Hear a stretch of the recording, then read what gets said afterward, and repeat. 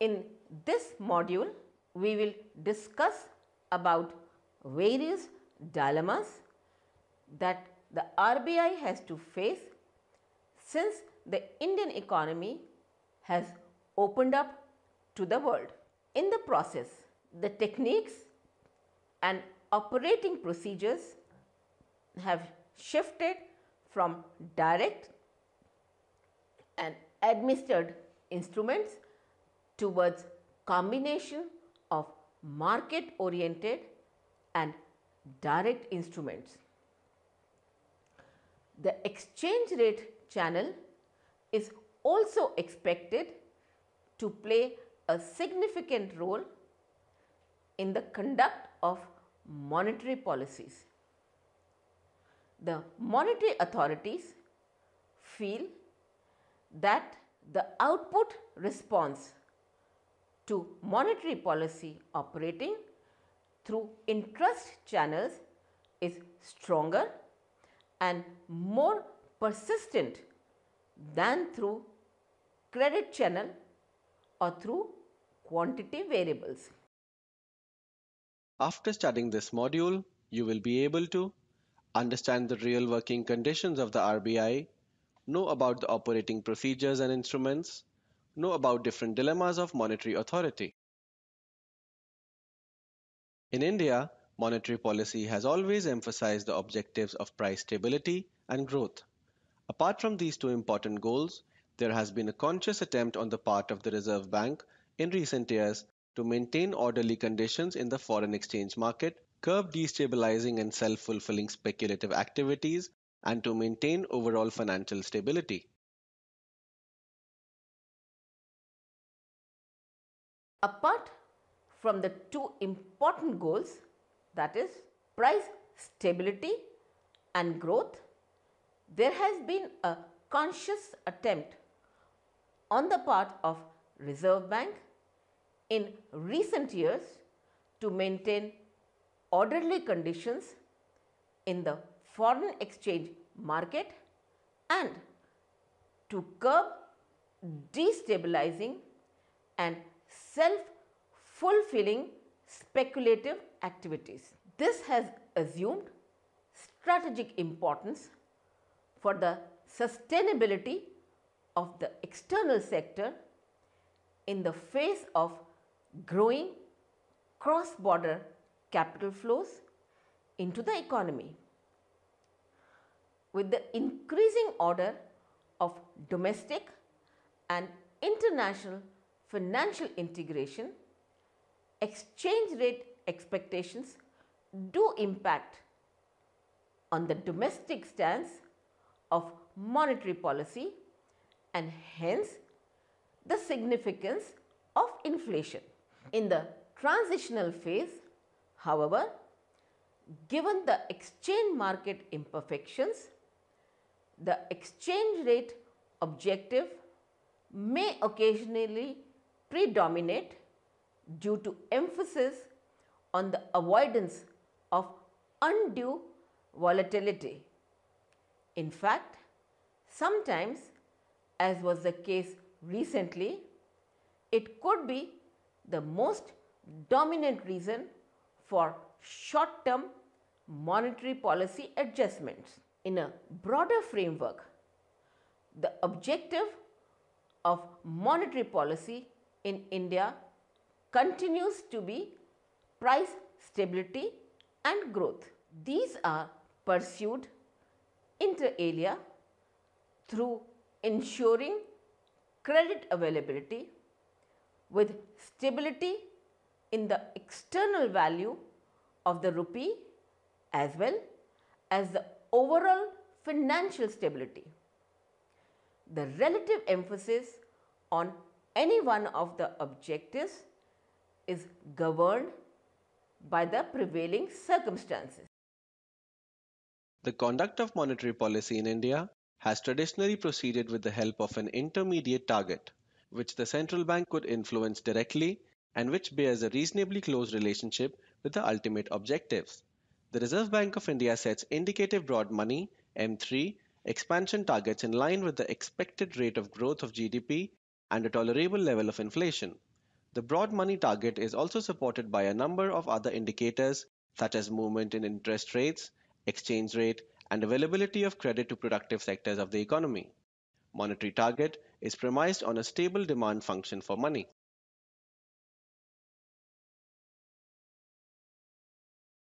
The order of the reserve money expansion, however, has to be consistent with the likely fiscal and external payments positions, since the main sources of reserve money expansions are net RBI credit to the government and net foreign exchange assets.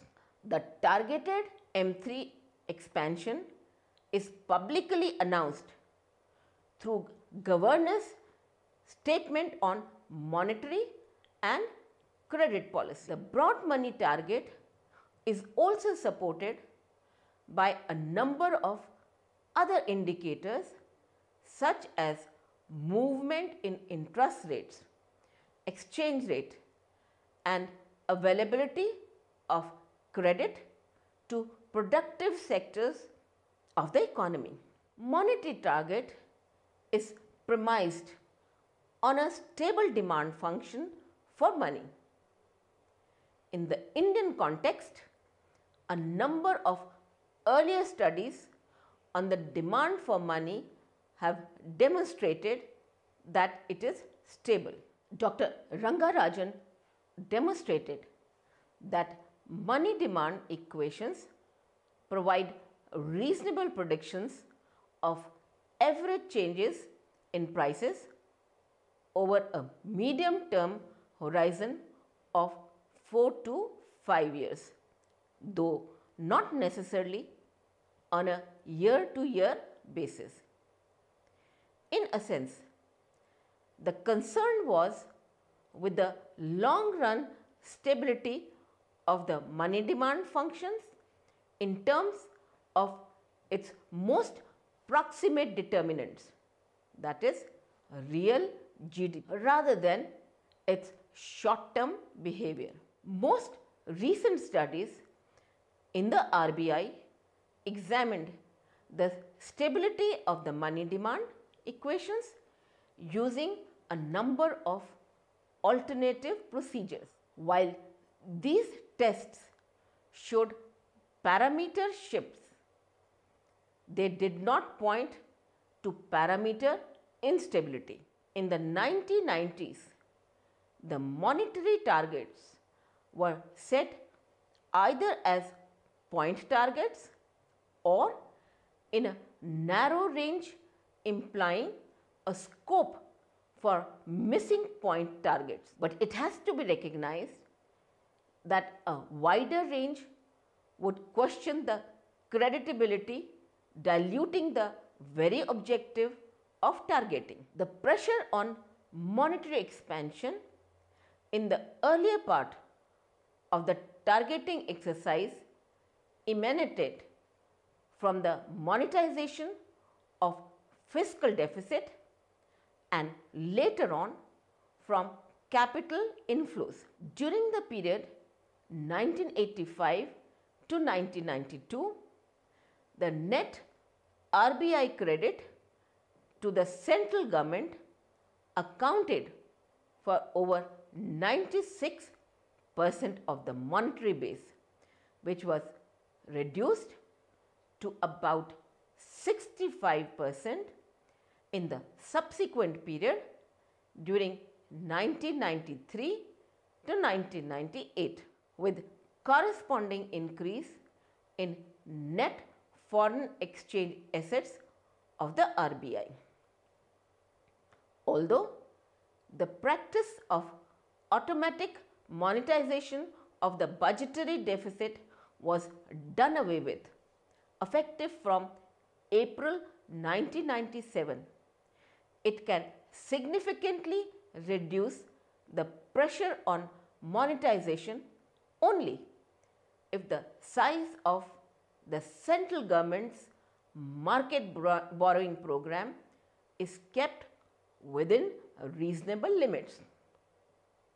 However, There is a qualitative difference since the RBI has some flexibility now in respect of the extent of its support to the government borrowing program. With the increasing market orientation of the financial structure and international capital flows, monetary policy responds to developments on an ongoing basis in an administered interest rate and exchange rate regime. The quantity variables dominated and transmitted monetary policy impulse. However, external and financial sector reforms have since enhanced the sensitiveness of quantity variables to their market determined price, that is interest rate and exchange rate. It must be recognized that in recent times the emphasis has also been on closely monitoring different indicators apart from relying on the intermediate target. For aiming at the intermediate target, that is broad money, the underlying operating target is reserve money, particularly the bank's reserves, while the supplementary operating target is a short-term interest rate proxied generally by the overnight call money rates. Reforms in the monetary and financial sectors have enabled the RBI to expand the array of instruments at its command. The operational target of monetary policy continues to be the bank's reserves, which is controlled by changes in reserve requirements effected mainly through the instrument of the cash reserve ratio (CRR). However, the use of the CRR as an instrument of monetary control is sought to be de-emphasized, and the liquidity management in the system is increasingly undertaken through open market operations, both outright and repos. RBI can manage liquidity through cash reserve ratio, open market operations in the short term, conduct of repos on a regular basis, bank rate, refinance windows. Until recently, the RBI provided two types of refinance facilities to banks: export credit refinance and general refinance.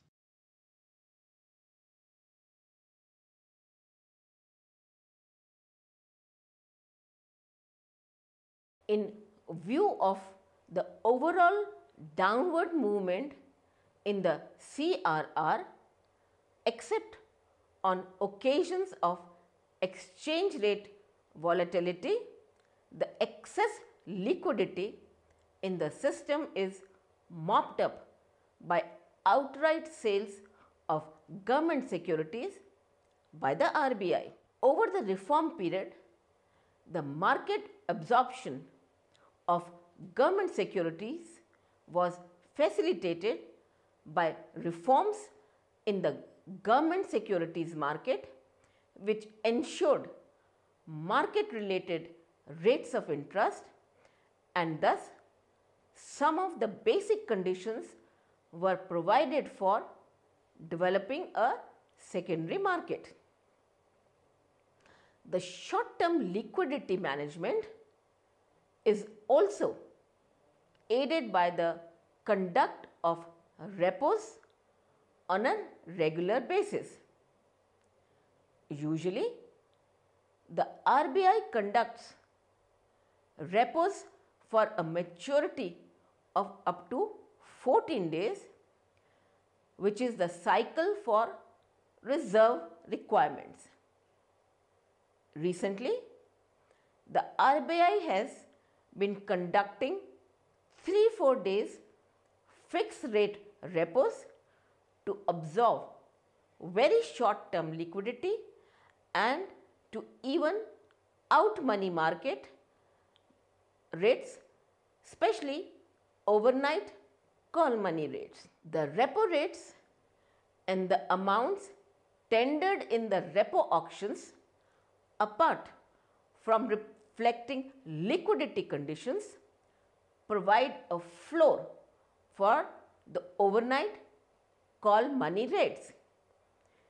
In the event of tight liquidity conditions, the RBI's liquidity support to primary dealers, that is PDs, enables it to directly intervene in the market, thereby moderating pressures on the overnight call money rates. The RBI has also reactivated the bank rate in April 1997 as a reference rate and as a signaling device to reflect the stance of monetary policy. The interest rates on different types of accommodation from the RBI, including refinance, are linked to the bank rate. The activation of the bank rate endowed the RBI with an additional instrument. It must be noted that the announcement impact of bank rate changes has been pronounced on the prime lending rates of commercial banks. Let us now discuss how RBI manages liquidity at the short end in the form of ILAF. Liquidity is injected by the RBI through CLF to banks, export credit refinance to banks, and liquidity support to PDs. Absorption of liquidity will continue to be through fixed rate repo, that is, at the repo rate announced on a day-to-day basis. These are supplemented by OMOs in government-dated securities and treasury bills by the RBI. Thus, the ILAF provides a mechanism by which liquidity would be injected at various interest rates and absorbed when necessary at the fixed repo rate so that the volatility in the money market is minimized and the market operates within a reasonable range. Thus, the ILAF provides a mechanism by which liquidity would be injected at various interest rates and absorbed when necessary at the fixed repo rate so that the volatility in the money market is minimized and the market operates within a reasonable range. At present, there is no formal corridor for market interest rates, but the bank rate has often provided an upper bound and the fixed repo rate provided the lower bound. In a sense, an informal corridor exists for short-term interest rates, and the introduction of ILAF has facilitated the evolution of this corridor. The experience with the movements in the interest rates and the exchange rate in the last 2 years has increasingly reflected the integration among various market segments.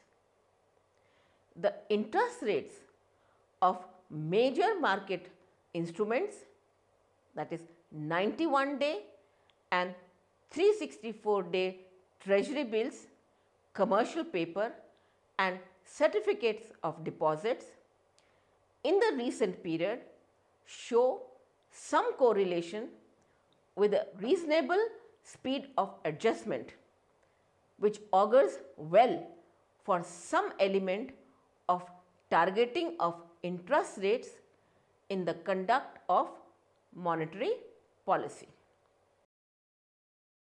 Now we will discuss different dilemmas posed by monetary management. First, the basic dilemma arises out of the trade-off between growth and inflation. Although a consensus has emerged on the basis of empirical evidence that in the long run there is no trade-off between employment and inflation. Secondly, Even a moderate inflation rate poses a dilemma in an open economy. If the domestic inflation rate of an economy, however low it may be, is higher than the average inflation rate of its trading partners, it puts pressure on the exchange rate. Thirdly, in a dynamic setting, when the financial markets are continually evolving and payment systems and technology are changing, one may not find a clear cut evidence of stability in the money demand, which is taken as a basis for intermediate targeting, and in such circumstances, one needs to also look at other relevant indicators. Fourthly, the dilemma that a central bank faces as the manager of public debt and the monetary authority is well known. While the former may require keeping its costs low, the latter may demand a reduction in the extent of government debt that it holds, considering the impact it has on aggregate expenditures and thus on demand. Fifthly, the conflict between the roles of the regulator and as a conductor of monetary policy has often been discussed. RBI may require to reduce the liquidity in the system by raising the rate of interest, but such a rise in the rate of interest could be detrimental to the interests of the weak banks. Finally, in an open economy, the potential conflict between the interest rate and exchange rate objectives could arise when short term and volatile capital flows occur. As part of financial sector reforms, a number of steps have been taken to enhance the effectiveness of monetary policy, and these include an improvement in the payments and settlement systems, development of a secondary market in government securities with a diversification of the investor base, reduction in non performing assets of banks, introduction of asset liability management guidelines, and reduction in the overall transaction costs.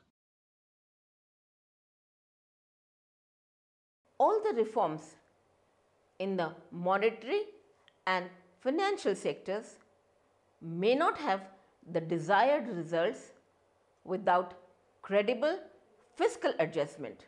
Notwithstanding the discontinuation of automatic monetization of fiscal deficit, the responsibility for the management of a large government borrowing program does circumscribe the maneuverability of the monetary policy.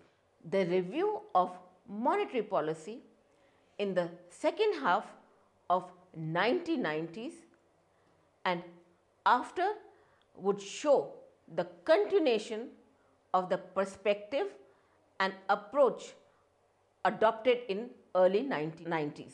During all these years, apart from macro stabilization, the monetary policy had to shoulder the responsibility of seeing through structural reforms in the financial system.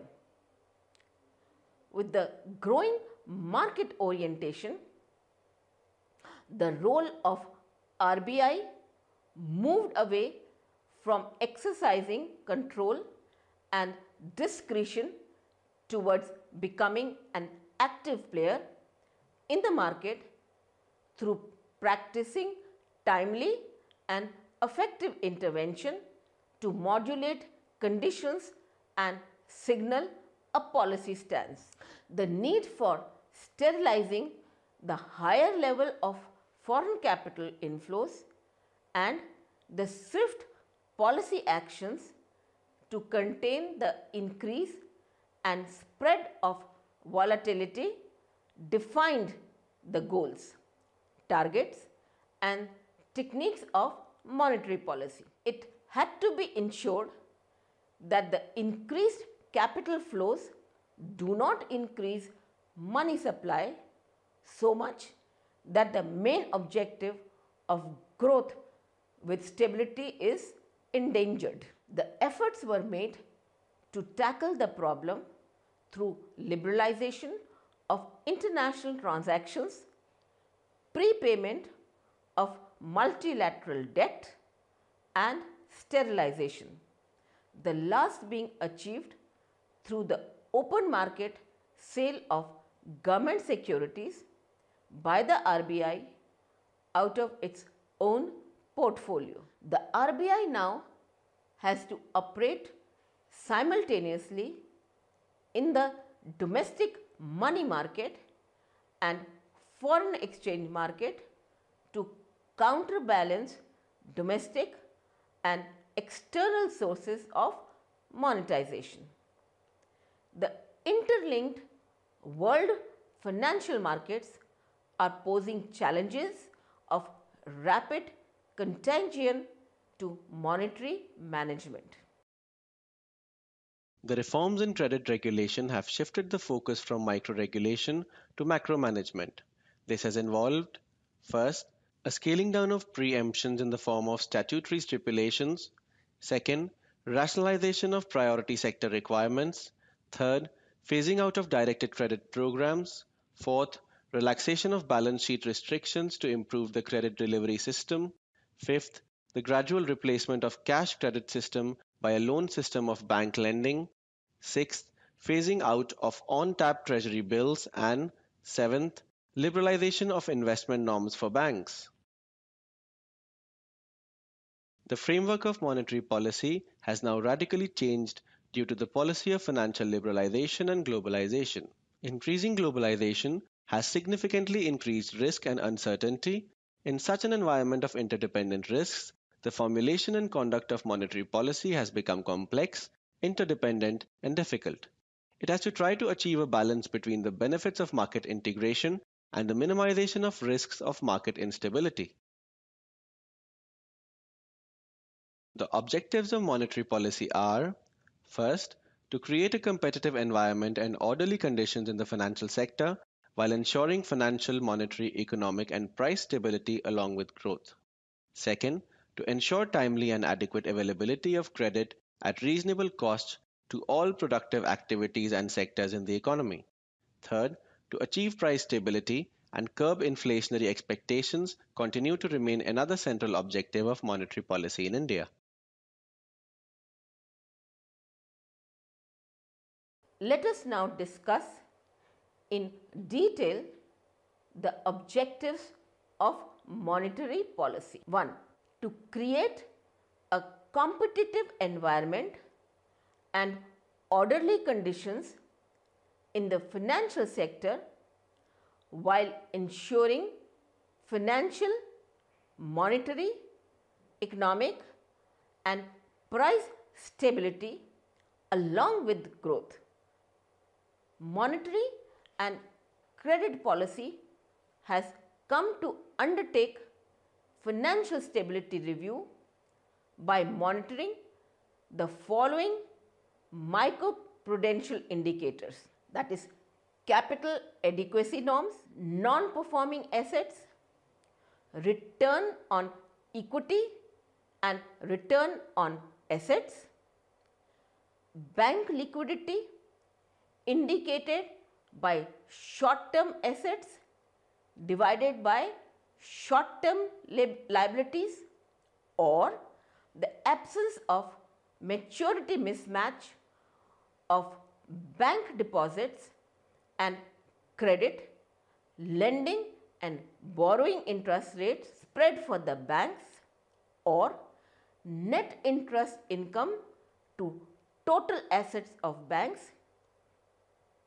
investment in non-SLR securities like CPs and credit concentration.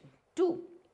To ensure timely and adequate availability of credit at reasonable cost to all productive activities and sectors in the economy. Given the role of credit in the economy and its sensitivity to interest rate changes, the provision of adequate liquidity to meet credit growth and support investment demand in the economy continues to be a core monetary policy objective in India. There has also been a preference for softer interest rates, and efforts have been made to impart greater flexibility and simplicity to the structure of interest rates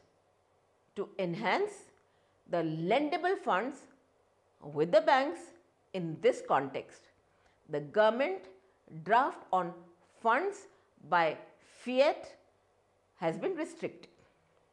Third, to achieve price stability and curb inflationary expectations continue to remain another central objective of monetary policy in India. Following the lead from abroad, inflation targeting has been adopted as an objective of monetary policy in India in the recent past. At the same time, the monetary authorities have recognized the following limitations of and constraints on pursuing a single price stability objective, which the theory and policy of inflation targeting involves. A. Structural factors and supply side shocks from within and abroad made inflation depend on monetary as well as non-monetary factors, and therefore the role of monetary policy in inflation outcome is limited. The persistence of fiscal dominance implies that the debt management function gets linked up with monetary management functions. C. The absence of fully integrated financial markets suggests that the interest rates transmission channel of monetary policy is weak. The lags in the pass-through from the policy rate to bank lending rates constrain the adoption of inflation targeting. D. The high frequency data requirements on inflation rate for targeting purposes are yet to be met in India. Aware of these constraints, the policy makers in India have chosen a middle ground approach to monetary policy. It means that within its strong commitment to price stability, it would try to limit the cyclical swings in effective demand. In other words, the monetary policy has tried to ensure easy liquidity conditions to facilitate the revival of industrial growth while keeping a constant village over the price level. In this approach, price stability and economic growth become mutually enforcing rather than competing goals, involving trade-offs between them. The monetary policy in coming years cannot be designed with only inflation as a single-minded objective. The considerations relating to maximizing output and employment weigh equally as price stability upon monetary authorities.